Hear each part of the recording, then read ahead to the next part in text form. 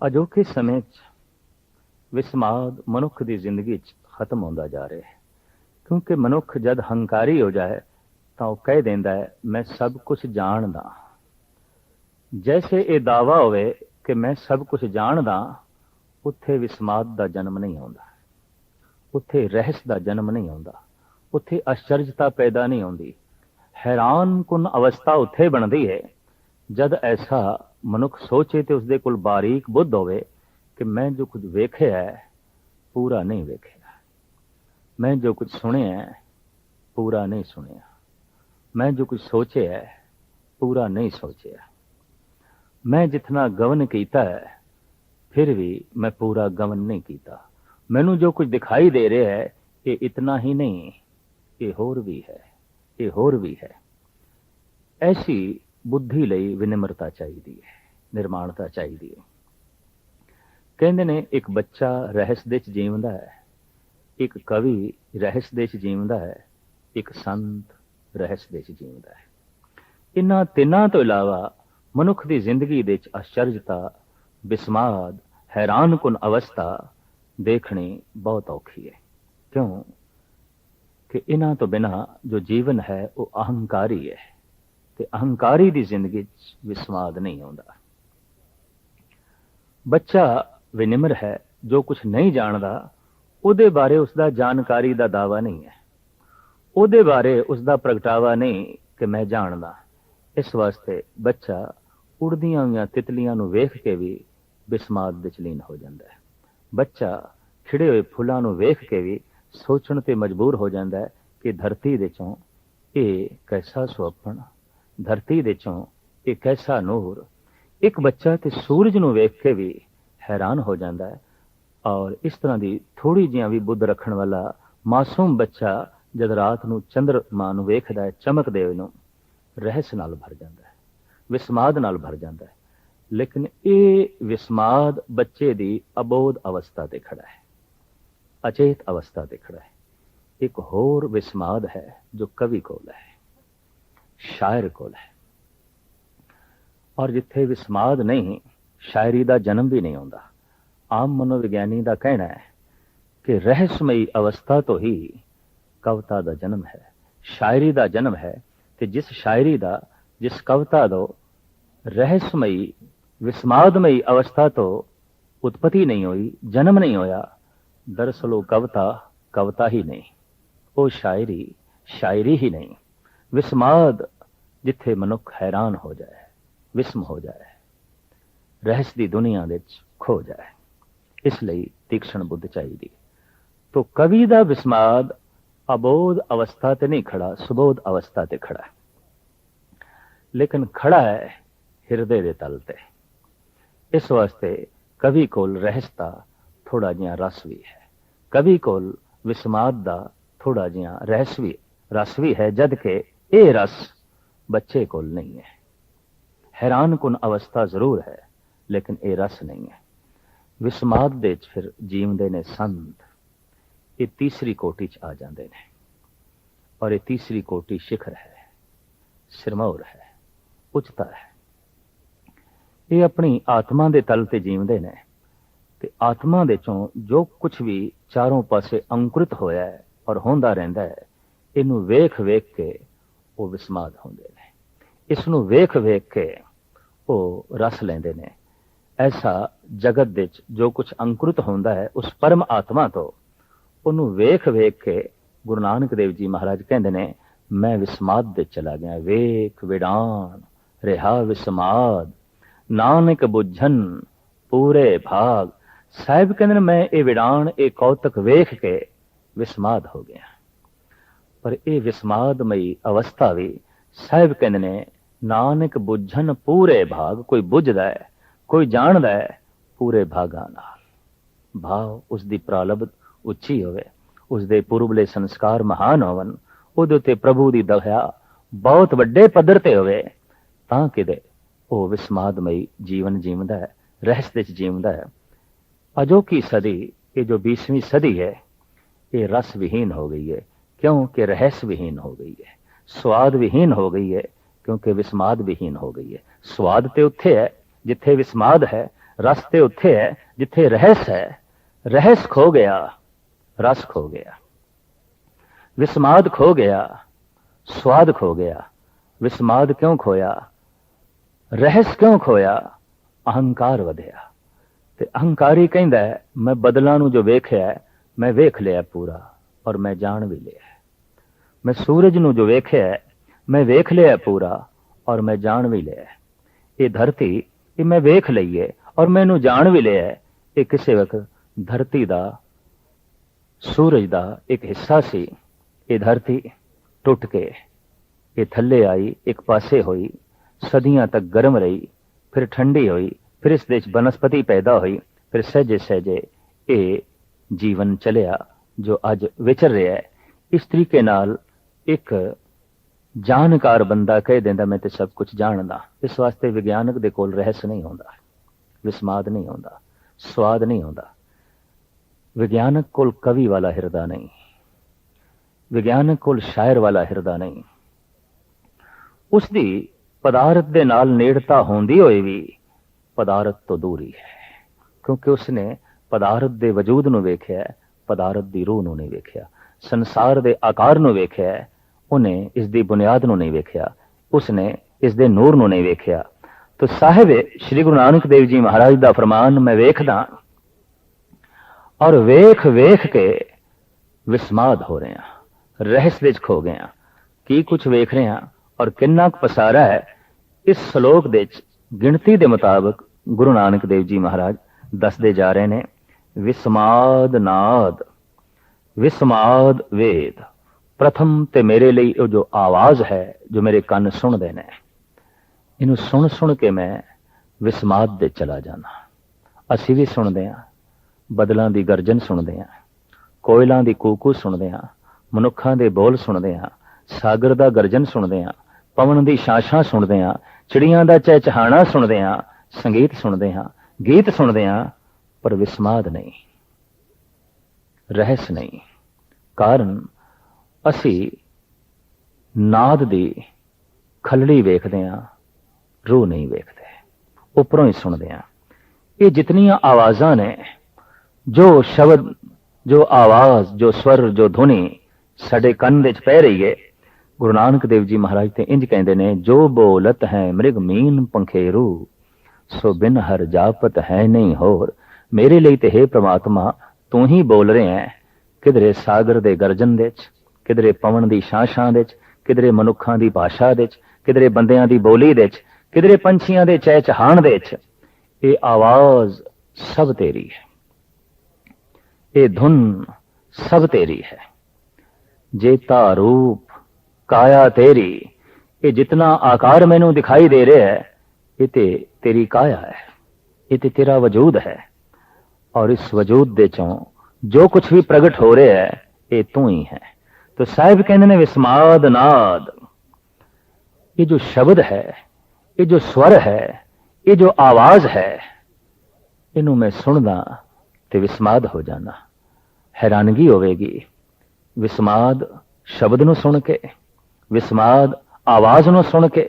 हाँ, आवाज दी अपनी महानता है, अगर इसनू किधरे बारीकियां दे नाल सुनिया जाए। कद किसी ने बारीकी नाल सुनिया गऊ दा बोलना, कद किसी ने बारीकी नाल सुनिया कुत्तियां दा भौंकना, कद किसी ने बारीकी नाल सुनिया शेर दा गर्जना ते चिड़ियां दी चहचहाट। हकीकत है जिस दिन किसी ने भी बारीकी नाल सुनिया, बिस्मात तारी हो जाएगा और स्वाद दी गंगा वग तुरेगी। बारीकी नाल ये चारों पासे उमड़ते हुए बोल सुने, आवाज़ां सुनिया, स्वर ध्वनि नूं सुनिया, तां रहस दी दुनिया चो बंदा खो के रस दी दुनिया दे लीन हो जाएगा, आनंद माणेगा, परम रस। तो साहिब कहते हैं विस्माद नाद, विस्माद वेद विद्या, ज्ञान, अनंत प्रकार का ज्ञान। साडे देश दे 64 प्रकार की विद्या मनी गई है,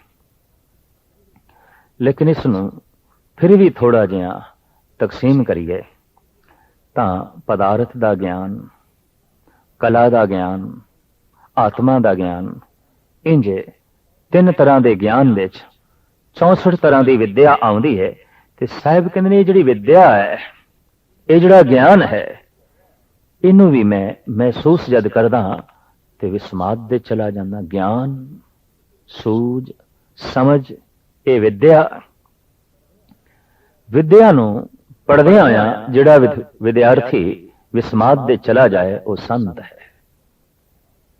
ਗਿਆਨ ਹਾਸਲ ਕਰਦਿਆਂ ਕਰਦਿਆਂ ਜੋ ਵਿਦਿਆਰਥੀ, ਜੋ ਸ਼ਾਗਿਰਦ ਰਹਿਸ ਦੀ ਦੁਨੀਆ ਵਿੱਚ ਖੋ ਜਾਏ, ਉਹ ਰਸ ਦੀ ਦੁਨੀਆ ਵਿੱਚ ਲੀਨ ਹੋ ਕੇ ਸੰਤ ਦਾ ਰੁਤਬਾ ਹਾਸਲ ਕਰ ਲੈਂਦਾ ਹੈ, ਭਗਤ ਦਾ ਰੁਤਬਾ ਹਾਸਲ ਕਰ ਲੈਂਦਾ ਹੈ।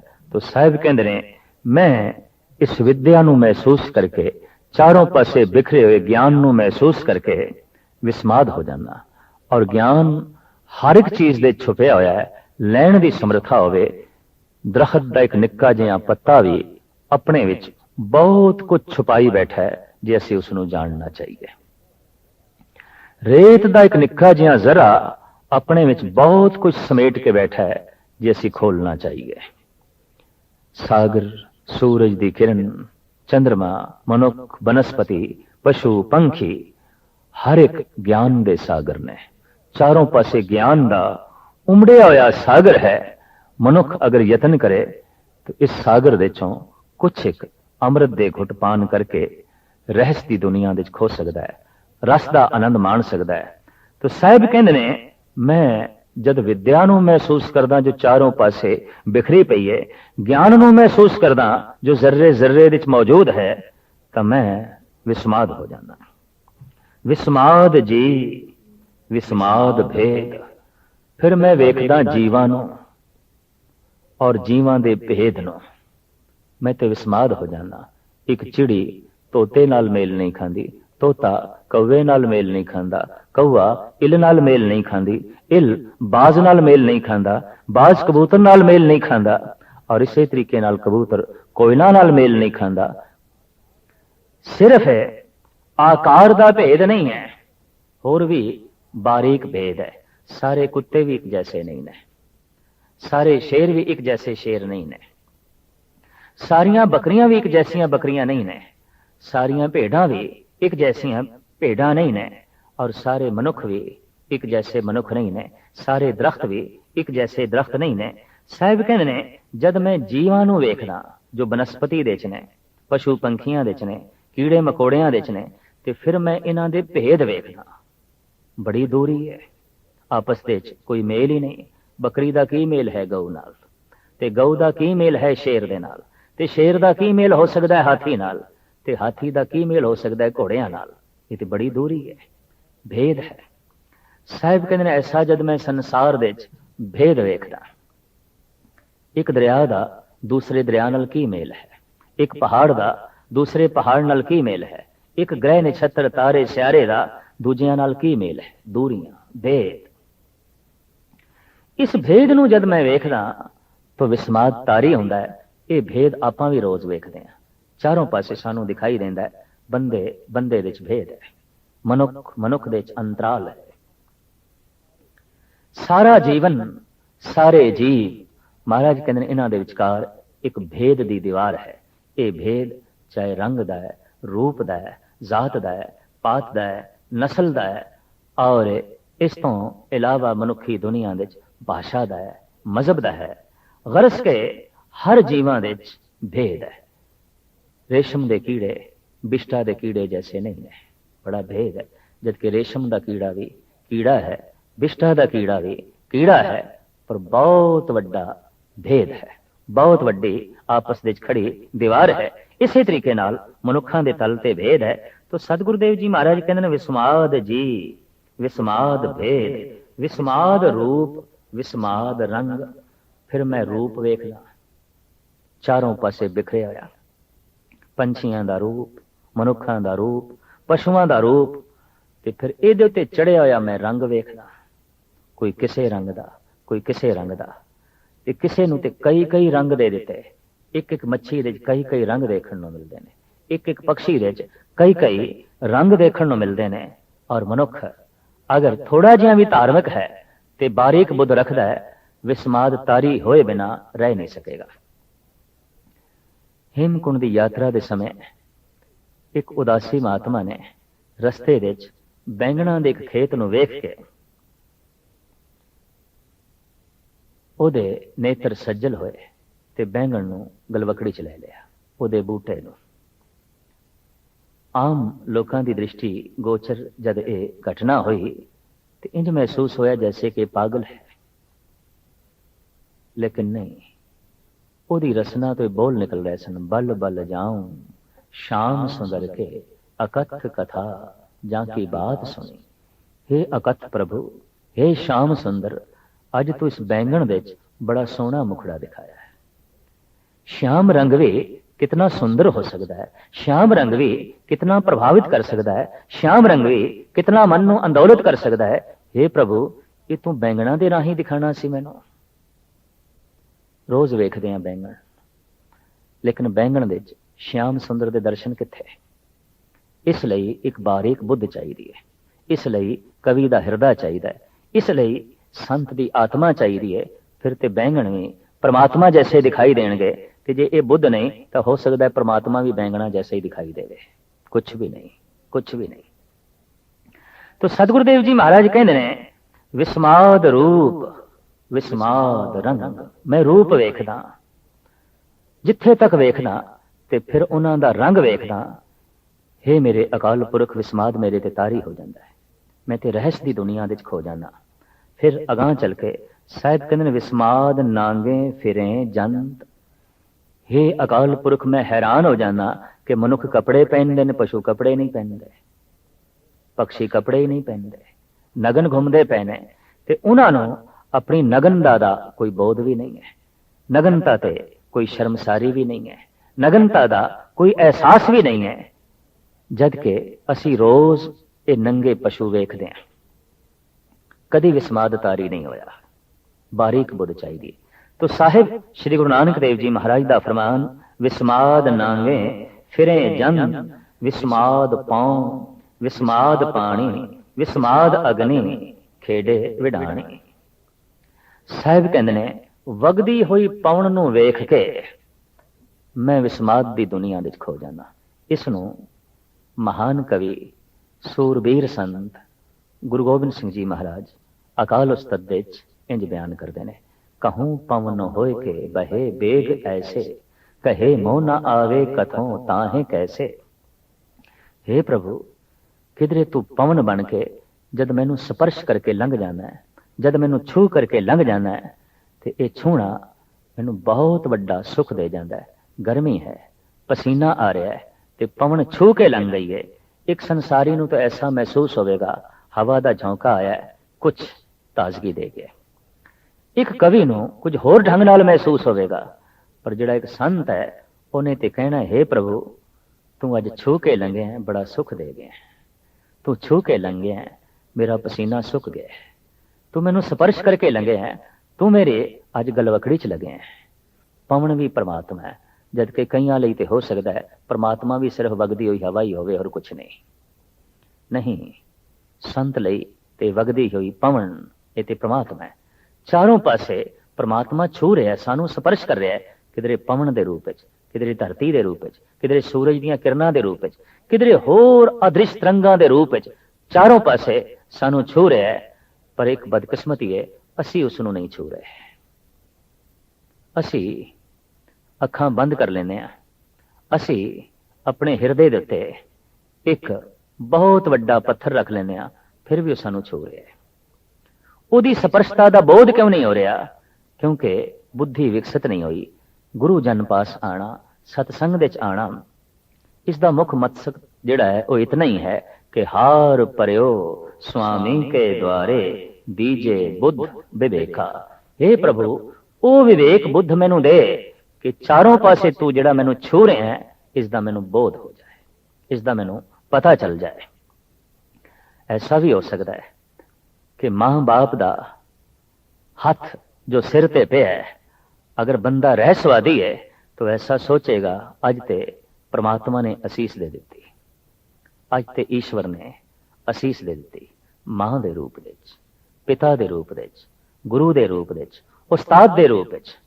असीस ते चारों पासे मिल रही है, ਪਾਤਰਤਾ ਹੋਣੀ ਚਾਹੀਦੀ ਹੈ, ਯੋਗਤਾ ਹੋਣੀ ਚਾਹੀਦੀ ਹੈ, ਬੋਧ ਹੋਣਾ ਚਾਹੀਦਾ ਹੈ। ਤਾਂ ਸਾਹਿਬ ਕਹਿੰਦੇ ਨੇ, ਹੇ ਪ੍ਰਭੂ, ਤੂੰ ਕਿਧਰੇ ਪਾਵਨ ਰੂਪ ਦੇ ਵਿੱਚ ਮੈਨੂੰ ਛੂ ਰਿਹਾ ਹੈ, ਮੈਨੂੰ ਤਾਜ਼ਗੀ ਦੇ ਰਿਹਾ ਹੈ, ਮੈਨੂੰ ਜ਼ਿੰਦਗੀ ਦੇ ਰਿਹਾ ਹੈ। ਔਰ ਇਸ ਵਗਦੀ ਹੋਈ ਪਵਨ ਨੂੰ ਵੇਖ ਕੇ ਮੈਂ ਵਿਸਮਾਦ ਹੋ ਜਾਂਦਾ।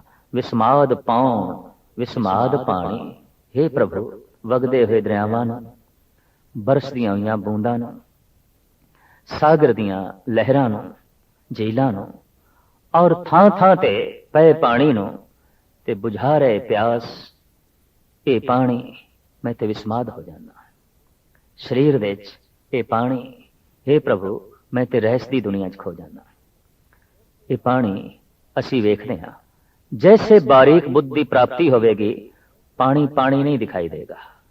ਪਾਣੀ ਪ੍ਰਭੂ ਅਕਾਲ ਪੁਰਖ ਦਾ ਰੂਪ ਦਿਖਾਈ ਦੇਗਾ। ਹਕੀਕਤ ਹੈ। ਗੁਰੂ ਗੋਬਿੰਦ ਸਿੰਘ ਜੀ ਮਹਾਰਾਜ ਕਹਿੰਦੇ ਨੇ, ਕਹੂੰ ਫੂਲ ਹੋਏ ਕੇ ਭਲੇ ਰਾਗ ਫੂਲੇ। हे ਪ੍ਰਭੂ, ਕਮਾਲ ਦੀ ਗੱਲ ਹੈ, ਕਿਧਰੇ ਮੇਰੇ ਸਾਹਮਣੇ ਤੂੰ ਫੁੱਲ ਕੇ ਖੜੇ ਹੈ, ਫੁੱਲਾਂ ਦੀ ਤਰ੍ਹਾਂ ਫੁੱਲ ਕੇ ਖੜਾ ਹੈ, ਫੁੱਲਾਂ ਦੇ ਵਿੱਚ।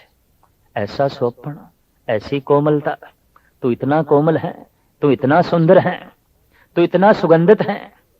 कहूँ फूल होए के भले राग फूले, कहूँ भंवर होए के भली बात भूले। हे प्रभु, मैं ते एक होर कोतक वेख के हैरान हो रहा कि किधरे भौरा हो के तू आप ही अपने रूप ते मस्त होया फिरदा है, आप अपनी सुगंधी ते मस्त होया फिरदा है। फुल दे चारों पासे प्रकरमा पिया करदा है। फुल तो आप, भौरा तो आप, अपनी आप दे ऐसी लीनता, अपने आप दे उत्ते ऐसा तो मोहित होया फिरदा है। ये एक दृष्ट है, एक धार्मिक दृष्टि है। जद ये मिलती है तो चारों पासे पसारा ब्रह्म दा ही दिखाई देंदा है। सतगुरुदेव जी महाराज कहंदे ने, पानी नूं वेख के मैं बिस्माद अवस्था चला जाना। प्यास लगदी है, पानी पींदियां जो शांति मिलती है, चैन मिलता है, शरीर नूं जो आराम मिलता है, हे प्रभु मैं दंग रह जाना। इतनी वड्डी तेरी ये दात, इतनी वड्डी तेरी ये सौगात, और इस दे च इतना तू रस पा दिता, इतना तू जीवन पा दिता। विस्माद अग्नि खेडे विडाणी। मैं विस्माद हो जाना अग्नि नूं वेख के, जो तरह तरह के कौतक पई कर दिए। किधरे बड़वा अगन, किधरे दावा अगन, किधरे जठर अगन। दावा अगन जो बनस्पति दे विच है, बड़वा अगन जो सागर दे विच है, जठ अग्नि जो जीवां दे शरीर दे अंदर है।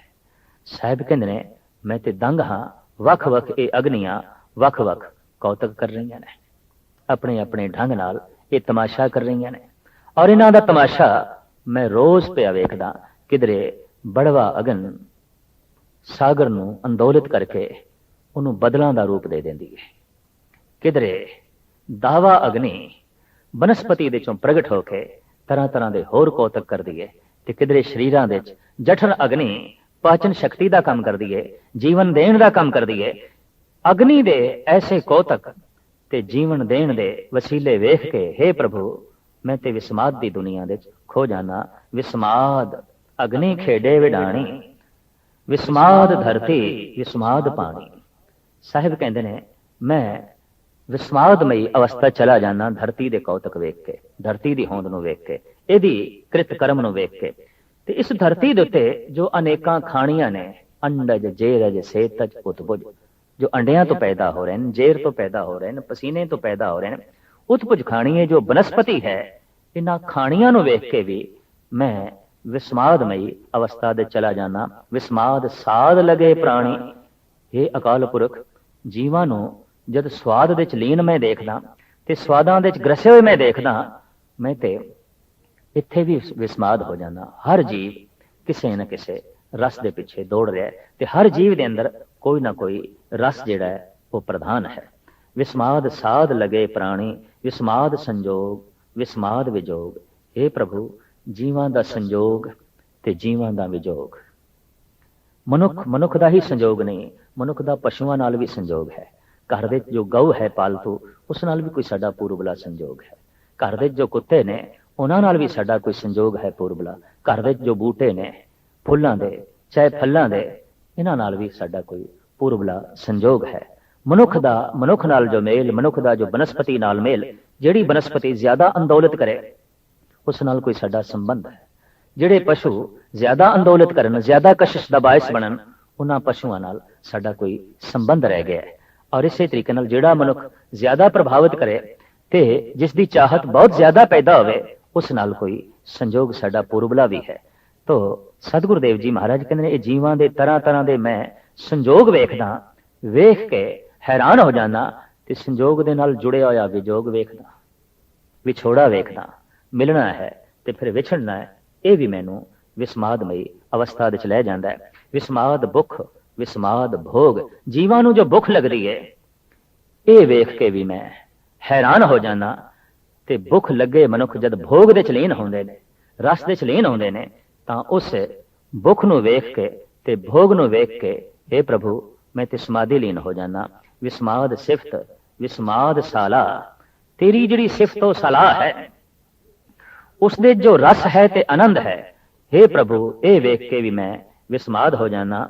ਵਿਸਮਾਦ ਉਜੜ, ਵਿਸਮਾਦ ਰਾਹ, ਤਰ੍ਹਾਂ ਤਰ੍ਹਾਂ ਦੀ ਉਜਾੜ ਤੇ ਰਸਤੇ, ਭਟਕਣਾ ਤੇ ਮਾਰਗ ਤੇ ਚੱਲਣਾ, ਚਾਹੇ ਇਹ ਭਟਕਣਾ ਜ਼ਮੀਨ ਤੇ ਹੋਵੇ ਤੇ ਚਾਹੇ ਚੱਲਣਾ ਜ਼ਮੀਨ ਤੇ ਹੋਵੇ, ਤੇ ਚਾਹੇ ਇਹ ਭਟਕਣਾ ਸੁਰਤ ਦਾ ਹੋਵੇ ਤੇ ਸਹੀ ਢੰਗ ਨਾਲ ਚੱਲਣਾ ਮਨੁੱਖ ਦੀ ਸੁਰਤ ਦਾ ਹੋਵੇ। ਸਾਹਿਬ ਕਹਿੰਦੇ ਇਸ ਭਟਕਣੇ ਨੂੰ ਵੇਖ ਕੇ, ਉਸ ਉਜੜ ਨੂੰ ਵੇਖ ਕੇ, ਉਜਾੜ ਨੂੰ ਵੇਖ ਕੇ ਤੇ ਰਸਤਿਆਂ ਨੂੰ ਵੇਖ ਕੇ, ਇਹ ਵੀ ਮੈਂ ਵਿਸਮਾਦਮਈ ਅਵਸਥਾ ਵਿੱਚ ਲੀਨ ਹੋ ਜਾਣਾ।